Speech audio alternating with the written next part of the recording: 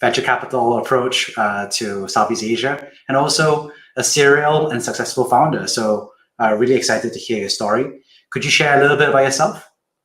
Yeah, for sure. It's great to be here, by the way, and Happy New Year, Jeremy. You look great. I love your hairdo. So maybe a quick 1 minute for those that don't know me. I'm a general partner at Iterative Capital. We're a seed stage fund, so it's literally just a fund. We just happen to run a accelerator on the side. For every company that we invest in, they go through the program. We help them for 14 weeks. At the end of 14 weeks, we'll run demo days. About 400 or so investors will meet them. And then the majority of them, I think 90% of companies, will then subsequently raise a round afterwards. So that's what we've been doing for 2 years. Prior to that, I founded 3 companies in the last 15 years. First one was a e-commerce AI company before AI was a thing. Raised 16 million USD. Worked on it for about 5 years. eBay bought the company. Ended up in the Bay Area where eBay is.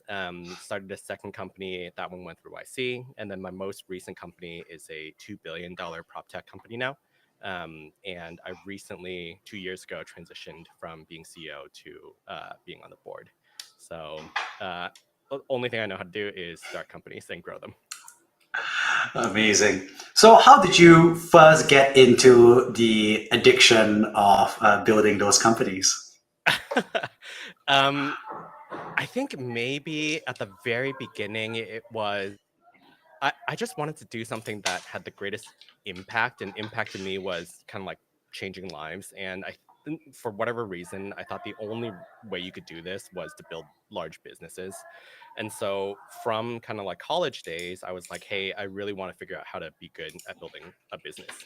I didn't think I would do this long term, but what ends up happening when you're a founder is you don't know how to do anything else.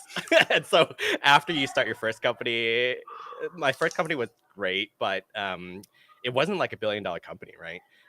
And so I was like, oh, do I join another company? Do I do something else? And I tried interviewing for bigger company roles and nobody wanted me. So like you just end up not having a choice.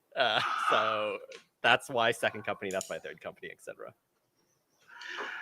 Yeah, I think that that's a common problem, right? And I think there's a lot of founders who can't go through the experience, right? They had a successful experience, they steered to some exit, they had an unsuccessful experience, and then there's a transition point about, are you going to do it again, right? Which is, because you know exactly what you're getting into this time around. The first time, you're a little bit, shaky on what exactly fully means, but the second time going in, you're much clearer.